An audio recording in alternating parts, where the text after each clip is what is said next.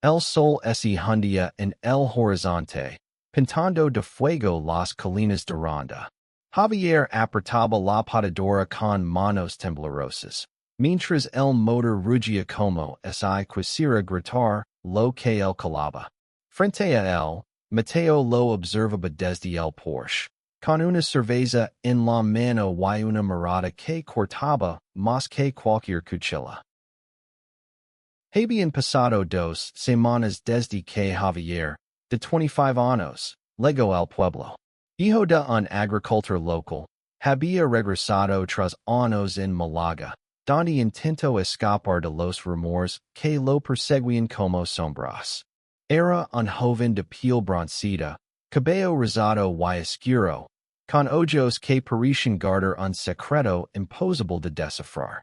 Su vida había sido una danza entre el deber y el deseo, siempre escondiendo quien era realmente bajo la fachada de un chico trabajador y calado.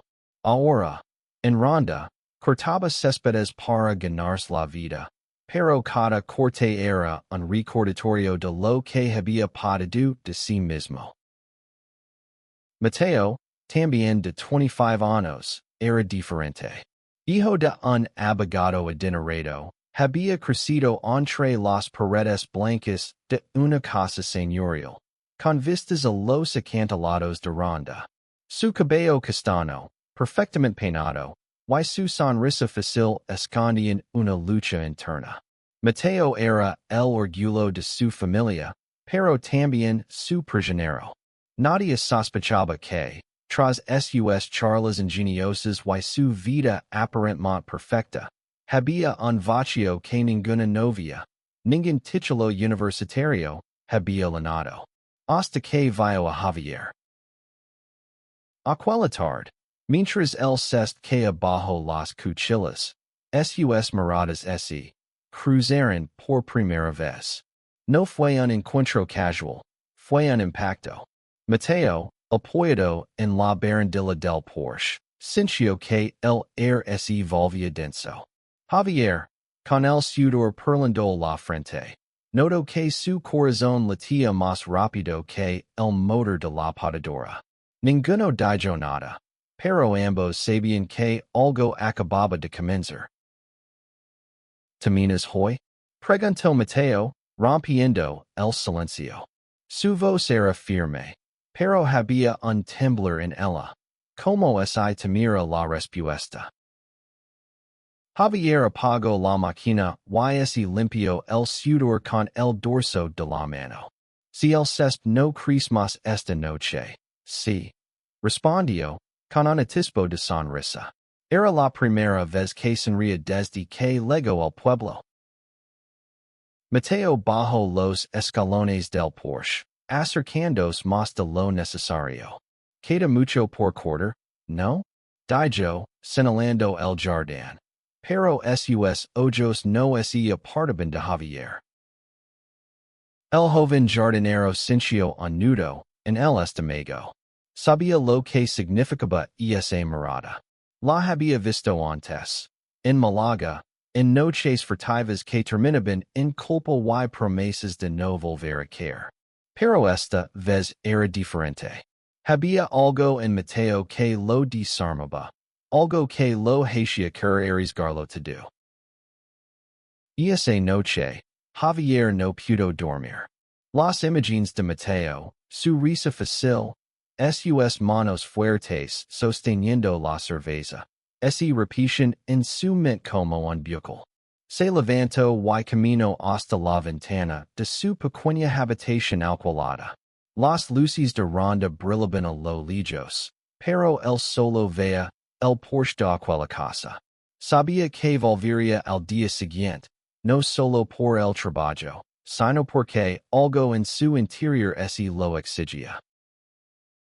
A la mañana siguiente, el sol apenas despuntaba cuando Javier llegó a la casa de Mateo. El césped estaba húmedo por el rocío, pero él no lo notó. Su mente estaba en otra parte.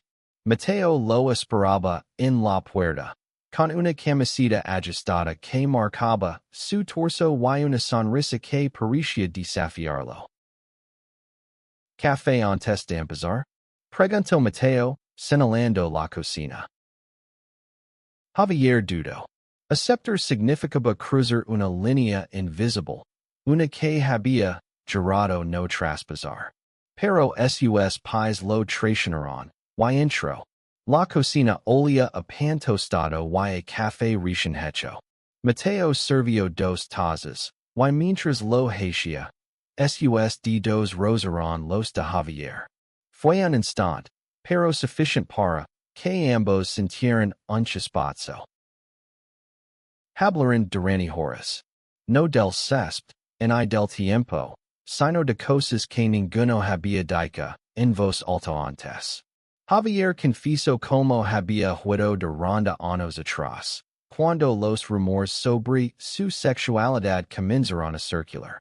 Mateo, por su parte, habló de la prisión de ser el hijo perfecto, de las expectativas que lo asfixiaban. Por primera vez, ambos se sintieron vistos. Pero el mundo no era tan sencillo. En ronda, las miradas juzgaban y las lenguas cortaban. Javier sabía que cualquier paso en falso podía costar todo. Y Mateo, atrapado entre su familia y sus deseos, no estaba seguro de tener el valor para romper las cadenas. Esa tarde, mientras Javier terminaba de cortar el césped, un coche se detuvo frente a la casa. Era el padre de Mateo, un hombre de rostro severo y traje impecable. Sus ojos se posaron en Javier, y luego en su hijo, con una desconfianza que no necesitaba palabras. Mateo, ¿quién es este? Preguntó, su voz fría como el acero. Javier sintió que el air se lo escapaba. Mateo, por un instante, pareció dudar. Pero luego, con una calma que escondía un huracán, respondió, es el jardinero. Y un amigo. El padre no dijo más, pero su mirada lo dijo todo. Javier entendió que, en ese pueblo, no había lugar para ellos. No one. Pero cuando el coche se alejó, Mateo se acercó a él y, sin decir nada, puso una mano en su hombro. Fue un gesto pequeño, pero para Javier, fue como si el mundo entero se detuviera. Esa noche, Javier tomó una decisión. No podía seguir yendo. Si Mateo estaba dispuesto a enfrentar las miradas, él también lo estaría. Pero lo que no sabían era que el pueblo, con sus secretos y sus prejuicios, tenía otros planes para ellos. Los días siguientes fueron un torbellino de emociones. Javier llegaba cada mañana a la casa de Mateo, pero el césped no era la prioridad. Cada conversación, cada mirada, era un paso más hacia un terreno desconocido y peligroso. La casa, con sus paredes blancas y sus ventanas abiertas, se convirtió en un refugio donde podían ser ellos mismos, aunque solo fuera por unas horas. Mateo comenzó a inventar excusas para que Javier pasara más tiempo allí. Un arbusto que necesitaba poda, una vala que requería pintura. Pero ambos sabían que no se trataba del trabajo. Era una danza cuidadosa, un intento de acercarse sin que el mundo los descubriera. Sin embargo, las paredes de ronda tenían oídos, y los rumores comenzaron a tallarse como hilos invisibles. Una tarde, mientras compartían un cigarrillo en el patio trasero, Mateo rompió el silencio. Javier, ¿alguna vez has sentido que estás viviendo una vida que no es tuya? Javier dio una calada profunda, diciendo que el humo se lavara sus dudas. Todos los días, respondió, mirando al horizonte. Pero aquí, contigo, siento que estoy más cerca de quien soy. Mateo lo miró, y por un instante, el mundo se redujo a ellos dos. Se acerco lentamente. Sus labios ese encontraron en un beso que fue tanto una liberación como una condena. Fue breve, pero suficient para cambiarlo todo. Cuando se separaron, ambos sabían que no había vuelta atrás. Pero la felicidad era frágil. Esa misma noche, un grupo de chicos del pueblo, amigos de la infancia de Mateo, pasó por la casa. Uno de ellos, Diego, un tipo corpulento con una sonrisa sarcástica, vio a Javier salir por la puerta trasera. No dijo nada, pero su mirada era un presagio. Al día siguiente, los rumores comenzaron a circular. El jardinero y el hijo del abogado susurraban en la plaza. Que vergüenza, dicen las señoras, en el mercado. Javier lo notó en las miradas esquivas, en los saludos que ya no recibía. Mateo, por su parte, enfrentó las preguntas de su padre, que exigía saber por qué pasaba tanto tiempo con ese chico. No es nada, papa, mintió Mateo, pero su voz temblaba. El padre de Mateo no era estúpido. Contrató a otro jardinero y le dijo a Javier que no volviera. Pero Mateo no estaba dispuesto a rendirse. Esa noche, ese escapó de casa y buscó a Javier en la pequeña habitación que alquilaba en las afueras del pueblo. Golpeó la puerta con el corazón en la garganta. Tenemos que hablar, dijo Mateo cuando Javier abrió. No hay nada que hablar. Tu padre ya decidió por nosotros, respondió Javier, su voz cargada de dolor. No es su vida. Es la nuestra, insistió Mateo, entrando sin pedir permiso. Cerró la puerta tras de sí y, por primera vez, ese permitió ser completamente honesto. Te quiero, Javier. Why no me importa lo que digan. Javier sintió que el suelo se desvanecía bajo sus pies. Quería creerlo, pero el miedo era más fuerte. Si seguimos, nos destruirán, susurró. Mateo tomó su rostro entre las manos. Que lo intenten. Esa noche, por primera vez, se permitieron amarse sin reservas. Pero el amanecer trajo consigo una realidad cruel. Diego y sus amigos esperaban a Javier fuera de su casa, con puños apretados y palabras venenosas. Lo que vino después fue un born de golpes y gritos. Javier terminó en el suelo, con sangre en los labios y el orgullo herido. Cuando Mateo lo encontró, horas después, su mundo se derrumbó. Juró vengarse, pero Javier lo detuvo. No es con puños como se gana esta guerra, dijo, limpiándose la sangre. Es con valor. Los días siguientes fueron un campo de batalla silencioso. Javier se negaba a esconderse, a pesar de las heridas en su rostro y las miradas de desprecio en el pueblo. Mateo, por su parte, estaba dividido entre la furia y la impotencia. Quería enfrentarse a todos, pero sabía que cada paso en falso podía costarles más de lo que ya habían perdido. Una noche, en un bar al bord de Ronda, Mateo confrontó a Diego. La tensión llenó el aire como electricidad estática. Si vuelves a tocarlo, te arrepentirás, dijo Mateo, con una calma que escondía una tormenta. Diego se rió, pero había miedo en sus ojos. Sueda tus pasos, Mateo. Tu padre no estará feliz cuando se entere. La amenaza no era vacía. El padre de Mateo, Don Rafael, era un hombre de influencia, y los rumores ya habían llegado a sus oídos. Esa misma noche, llamó a Mateo a su despacho. La conversación fue breve y brutal. Termina esto ahora. Ote cortare de mi vida. Dijo Don Rafael. Su voz como un cuchillo. Mateo salió de la casa con el corazón roto, pero no derrotado. Busco a Javier y le canto todo.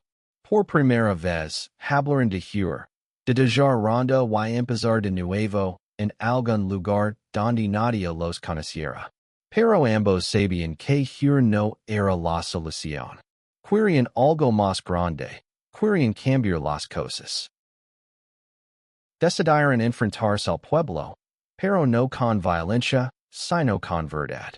Javier comenzó a hablar abiertamente sobre quién era, primero con sus viejos amigos, luego en pequeños círculos. Algunos lo rechazaron, pero otros, sorprendentemente, lo escucharon. Mateo, por su parte, empezó a desafiar a su familia, negándose a seguir el guion que lo habían impuesto. Una tarde, organizaron una reunión en la plaza del pueblo. Fue un acto arriesgado, casi suicida. Javier habló primero, con la voz temblorosa pero firme, contando su historia. Mateo lo siguió, declarando su amor frente a todos. El silencio que siguió fue ensordecido, pero luego, una anciana, Dona Carmen, se levantó y aplaudió. Otros se unieron, no muchos, pero suficientes para encender una chispa. La chispa se convirtió en un incendio lento. No todos en ronda aceptaron a Javier y Mateo, pero el apoyo de unos pocos les dio fuerza. Organizaron más reuniones, pequeños actos de resistencia, que desafiaban el silencio opresivo del pueblo. Cada palabra, cada mirada compartida, era un ladrillo en el muro de su nueva vida. Pero Don Rafael no se rindió. Contrató a un detective para seguir a Mateo, buscando cualquier excusa para desertarlo. Cuando las fotos de los dos juntos llegaron a su escritorio, su furia fue incontenible. Convocó a Mateo y le dio un ultimátum: dejar a Javier o perderlo todo. Mateo, por primera vez, no dudó. Si el precio de ser yo mismo es perder, que así sí, dijo, y salió de la casa sin mirar atrás. Javier, mientras tanto, enfrentaba sus propios demonios. Su familia, aunque humilde, no estaba preparada para aceptar su verdad. Su madre lloró, su padre guardó silencio. Pero su hermana menor, Ana, de solo 17 años, fue la primera en abrazarlo. Siempre serás mi hermano, le dijo, y esas palabras fueron un bálsamo. Juntos, Javier y Mateo comenzaron a soñar con un futuro. Hablaron de abrir un pequeño negocio, tal vez un café donde todos fueran bienvenidos. Pero los sueños chocaban con la realidad. Diego y sus amigos no habían terminado. Una noche, incendiaron el cobertizo donde Javier guardaba sus herramientas. El mensaje era claro: no eran bienvenidos. En lugar de rendirse, Javier y Mateo decidieron usar el ataque como combustible. Con la ayuda de Ana y un grupo de aliados inesperados, organizaron un evento en el pueblo. Una noche de música y poesía, un espacio para celebrar la diversidad. La plaza se llenó de luces, risas y canciones, y por primera vez, Ronda vio algo diferente. El evento marcó un antes y un después. Aunque no todos asistieron, los que lo hicieron comenzaron a hablar. Las historias de Javier y Mateo inspiraron a otros a compartir las suyas. Una chica joven confesó su amor por otra mujer. Un hombre mayor habló de un amor perdido por miedo al que dirán. Ronda, lentamente, comenzaba a cambiar. Pero el cambio traía enemigos. Don Rafael, humillado por la rebeldía de su hijo, Uso su influencia para presionar al ayuntamiento. Intento cancelar los eventos, pero la comunidad, liderada por Ana, se organizó. Crearon una petición, recallaron firmas y, para sorpresa de todos, lograron que el ayuntamiento cediera. Javier y Mateo, mientras tanto, enfrentaban sus propios retos. Vivir su amor abiertamente era liberador, pero también agotador. Cada día era una lucha contra las miradas, los susurros, los recuerdos de los golpes. Pero también era una victoria. Cada beso, cada caricia, era un acto de resistencia. Una noche, bajo las estrellas, Javier le propuso algo a Mateo. Hagamos algo grande. Algo que nadie pueda ignorar. ¿Qué tienes en mente? Preguntó Mateo, intrigado. Un festival. Uno que celebra a todos, sin importar quiénes amen. La idea era ambiciosa, casi imposible. Pero comenzaron a trabajar en ella, contactando a músicos, artistas y activistas. Ana se convirtió en su mayor aliada, usando las redes sociales para difundir la noticia. Pronto, el Festival de los Colores comenzó a tomar forma. Los preparativos del festival consumieron sus días. Javier y Mateo trabajaban sin descanso, pero cada obstáculo los unía más. Cuando el ayuntamiento intentó poner traba, encontraron aliados en los comerciantes locales, que vieron en el festival una oportunidad para el pueblo. Cuando Diego intentó sabotear los carteles, Ana y sus amigos los repusieron en una noche. El día del festival llegó como un sueño. La plaza de Ronda se llenó de colores, música y risas. Había banderas arcoíris, pero también banderas de España, de Andalucía, de todos los que querían celebrar la vida. Javier y Mateo, tomados de la mano, subieron al escenario. No hablaron de su amor, sino de la libertad de ser quienes eran. El público los ovacionó. Incluso Don Rafael, que había jurado no asistir, estaba allí, en la sombra, observando. No aplaudió, pero tampoco se fue. Para Mateo, eso fue suficiente. Esa noche, bajo las luces del festival, Javier y Mateo bailaron juntos, sin miedo. Fue un momento de victoria, pero también de promesa. Prometieron seguir luchando, no solo por ellos, sino por todos los que aún tenían miedo de amar. El Festival de los Colores se convirtió en una tradición en Ronda. Cada año, la plaza se llenaba de vida, y con el tiempo, las miradas de desprecio se volvieron menos frecuentes. Javier y Mateo abrieron su café, El Jardín, un lugar donde todos eran bienvenidos. No fue fácil. Hubo días de deudas, de peleas. Pero cada noche, cuando cerraban la puerta y se miraban, sabían que valía la pena. Don Rafael nunca se reconcilió del todo con Mateo, pero con los años, su silencio se volvió menos hostil. Ana, ahora una activista reconocida, llevó el mensaje del festival a otras ciudades.